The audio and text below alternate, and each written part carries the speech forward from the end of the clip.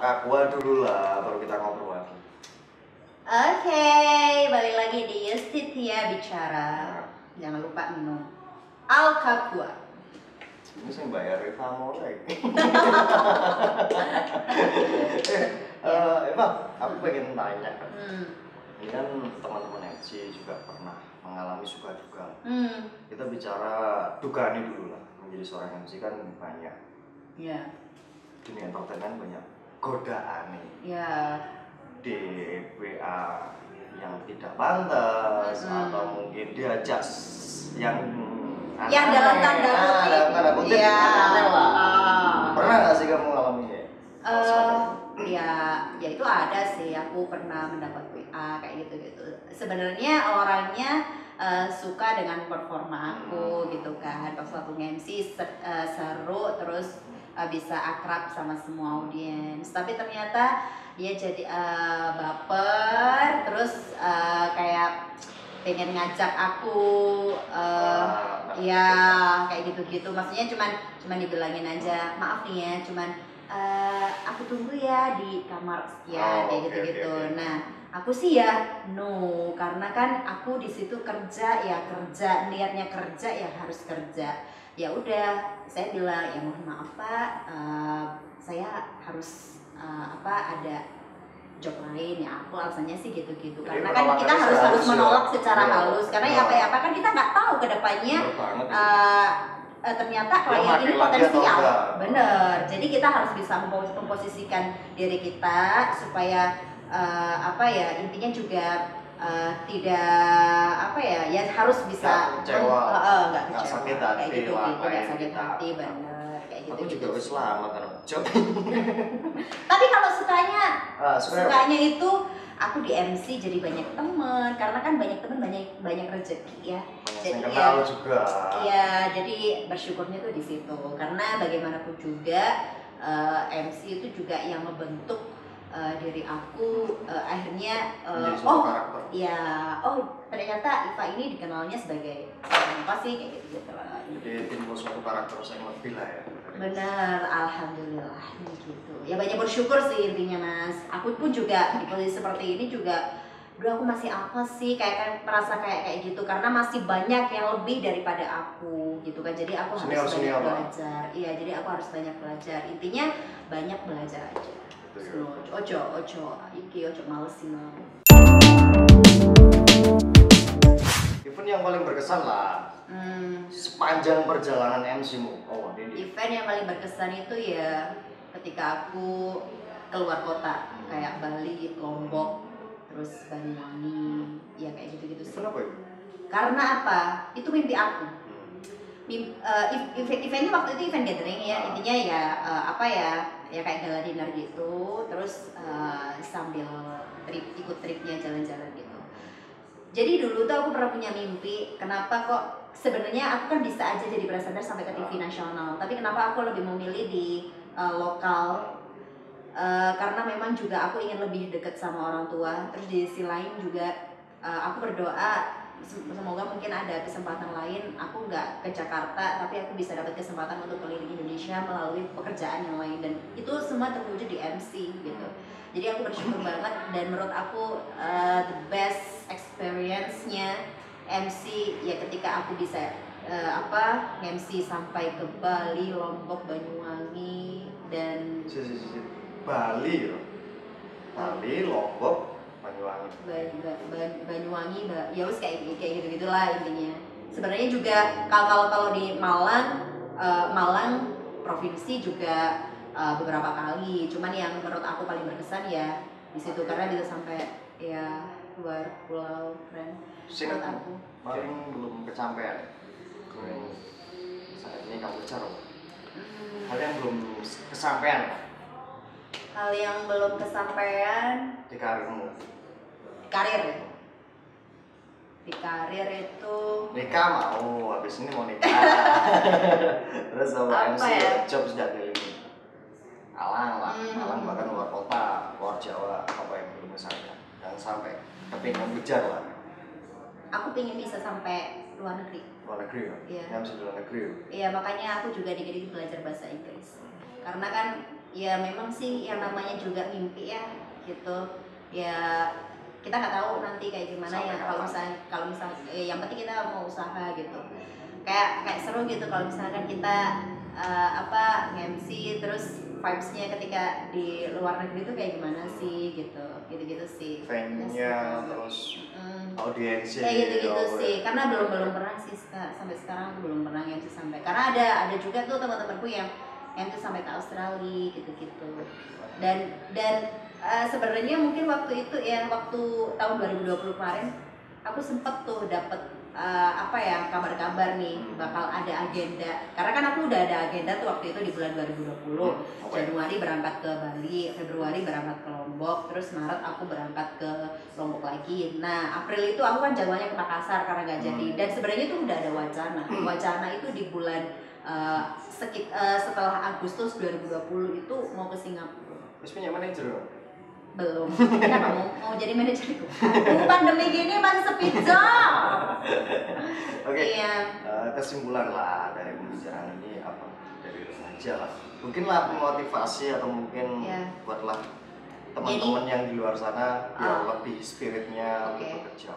Jadi menurut aku intinya memang pandemi ini kan apalagi PPKM ya kan, memang kayak kita mau gerak itu kan kayak susah gitu. Benar. Jadi banyak syukuri aja, meskipun kita harus banyak di rumah, tapi masih banyak hal-hal yang kita syukuri, masih banyak hal-hal yang bisa kita lakukan. Yang penting kita harus tetap memastikan kita tetap sehat gitu loh, intinya gitu. Jadi ya untuk sekarang sih memang kita kayak susah mau jalan bergerak itu kayak susah, gerak kita tuh kayak masih susah gitu. Nah yang penting bagaimana caranya supaya kita tetap bisa produktif setiap hari, gimana caranya meskipun di rumah aja, karena aku juga PPKM gini juga sambil belajar online kayak di marketplace kayak gitu sih. Itu kesibukan gue. Iya, yang mengisi kesibukan sih gitu. Ngomong ada kamu lah di sini, coba penontonnya Stasia ini kasihlah sedikit dasar gimana cara berpresenter dan gimana cara dasarnya MC. Oke. Kameranya yang di. Kameranya mana? Ini ya. Dia dari sana. Intinya sih kalau dua-duanya antara MC dan presenter, yang pertama dasarnya kita harus pede, ya kan? Kita harus pede, dan karena kita ngadepin kalau misalnya kita ngadepin satu orang aja kayak susah, apalagi ngadepin orang banyak, apalagi ngadepin kamera. Jadi tipsnya yang pertama harus percaya diri dulu. Itu yang presenter ya? Presenter dan juga MC sih. Siap. Nah kalau di presenting, intinya yang pertama karena kan sekarang banyak orang yang bikin konten YouTube itu tuh bisa melatih public speaking kita. Jadi kalau misalkan ada orang yang pengen menjadi seorang presenter, karena kalau misalkan susah untuk bisa menghadapi kamera itu tadi, mungkin bisa iseng-iseng lah nyoba bikin konten YouTube kayak gitu untuk bisa melatih rasa kepercayaan diri. Terus juga jangan lupa jangan bosan untuk membaca. Kita harus bisa update wawasan, kita harus luas. Presenter itu harus punya banyak wawasan, harus update berita-berita kayak gitu. Jadi harus banyaklah membaca. Latihan di kaca tuh. Kenapa? Latihan di kaca juga penting. Penting. Itu latihan di kaca juga penting, itu lebih untuk melatih kemampuan kita sejauh mana. Tapi kalau di MC itu kan tipsnya yang di presenter ya. Kalau di MC intinya kita bisa, ketika kita dapat satu kesempatan untuk MC, kasih yang terbaik. Nah dari situ nanti kita akan tahu bagaimana performa kita. Terus kita minta evaluasi bagaimana sih performa kita, apa yang harus kita perbaiki. Ya intinya gitu. Karena untuk menjadi seorang MC banyak statement yang bilang MC ya cuma ngomong doang. Ya kan dipikirnya kayak melihat MC di acara wisuda kan yang pakem gitu ya. Jadi ya udah tinggal jalan aja, karena banyak juga MC yang sudah dikasih cue card lengkap, tinggal baca aja kayak gitu. Untuk menghadapi audiens sendiri. Menghadapi audiens itu ya kita harus tipsnya kok dari MC. Saat kita ada di panggung nih, audiens kan banyak. Awal yang harus kita lakukan apa? Iya, menyapa dengan percaya dia. Gitu. Jadi jangan ragu gitu loh. Kalau ragu responnya juga, karena di awal kita masuk itu apa ya, pasti orang itu akan melihat ini siapa tiba-tiba nongol di depan. Jadi kita harus percaya diri menyapa dengan bagaimana kita bisa merangkul audiens dengan sapaan kita yang bisa diterima. Ketika mereka bisa menerima sapaan kita, berarti kehadiran kita di situ sudah diterima. Gitu. Perbedaannya pembaca presenter sama MC tolong kasih sedikit. Beda tuh. Kalau saya kamu ya nggak apa-apa pakai studio GTV juga nggak apa-apa. Ya. Saya kamu mengucapkannya pakai studio GTV. Ya. Nah, pembawa acara news anchor itu seperti apa? Oke. Jadi kalau misalkan nih di TV nih ya. Kalau di TV opening aja.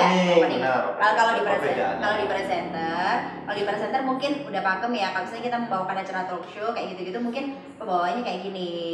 Selamat sore pemirsa, senang sekali saya Famora bisa hadir kembali untuk Anda di program talk show hari ini. Dan kita akan membahas tentang dampak pandemi. Dan kali ini sudah bersama narasumber kayak gitu-gitu. Oke, contohnya. Ya? Iya, kalau di MC karena kan tergantung nih yang kita hadapi siapa. Misalkan band indie lah ya, band indie lokal.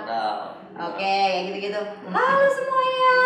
Aduh senang banget ya hari ini kita bisa bakal seru-seruan nih karena ini adalah event yang sangat spektakuler. Kita bisa ketemu banyak sekali musisi-musisi yang berbakat di Kota Malang. Harus bangga kayak gitu-gitu. Ya. Jadi bahasanya tuh beda banget gitu-gitu. Makanya kenapa harus kita belajar biar tahu bedanya gitu. Oh ternyata karena kalau aku sendiri ya kalau di MC itu ada didak Mas Irfan. Jadi kalau misalkan aku ditanya bagaimana sih ketika kamu harus menjadi seorang MC kayak gitu-gitu, semua berdasarkan pengalaman aku. Karena aku belajarnya dari pengalaman yang pertama mungkin aku masih banyak catatan-catatan dan yang harus aku perbaiki banyak. Makin lama makin belajar, makin mencari supaya karena kita pengennya ngasih yang terbaik ya, perform yang terbaik, jadi yang pasti juga kita harus belajar banyak gitu dari satu event ke event yang lain. Kadang aku masih terjadi slip of tongue namanya. Slip of tongue itu kayak misalkan kita belibet. Nah kayak gitu-gitu. Terus belibet. Terus ya pokoknya kalau misalkan IO-nya harus jelas, terus supaya kadang kan orang ngomongnya medok ya, supaya menghilangkan medok itu ada satu kertas taruh di depan bibir kita gitu, terus kita bilang BDGJ. Kalau misalkan kertas itu kayak mantul, itu berarti kita masih medok. Tapi kalau kertasnya tetap tenang di situ, berarti kita udah nggak medok. BDGJ. BDGJ. Nah, kertas gitu. Iya dipakai. Kan itu untuk latihan diri sendiri gitu kan. Karena kan mungkin nggak sebisa kita belajar kayak gitu-gitu. Udah banyak lah banyak cara-cara. Penapasan diafragma. Iya, olah vokal. Kayak gitu-gitu tuh banyak. Gak nutut lah kita bahas di sini. Ya, yang penting banyak minum air putih. Bener, supaya suara kita tetap terjaga. Ya, gitu. Kamu harus beli Alka-Kuah ini. Iya, Alka-Kuah. Terima kasih loh. Siap. Ini enak banget. Thank you banget ya. Bis hadir di studio kami. Seneng banget bisa berbagi sharing. Sudah kita udah sharing banyak. Dan nanti lah misalkan masyarakat butuh kamu. Masyarakat butuh kamu untuk undang lagi. Masa ngomongin rakyat. Iya, masyarakat butuh kamu lagi, suruh undang lagi untuk berikan tips. Siap ya, kontak ya. Siap. Ya pasti pokoknya seneng banget lah hari ini bisa menyapa, main-main kesini gitu-gitu. Thank you banget. Oke, siap. Yang pasti pesennya harus tetap sehat-sehat. Oke, sukses buat Mas Irfan. Sukses buat Famora. Thank you.